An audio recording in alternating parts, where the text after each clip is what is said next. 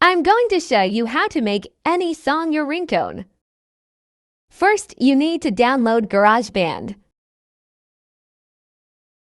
Next, open Safari and search this website. Search the song you would like to download. Now click on MP3 audio. Download. Wait a few seconds.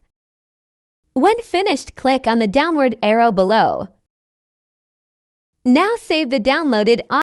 Once done, open GarageBand. Find Audio Recorder and click on it. Click here.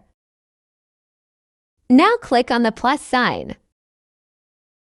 Select 31 seconds in length.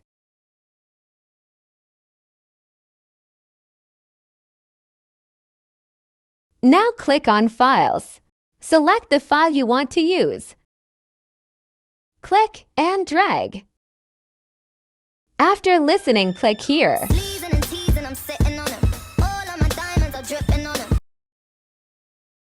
Select the sound you just saved. Then click Share. Click Continue. Name the song. Click Export. Go to Settings. Now enjoy listening to your phone ring.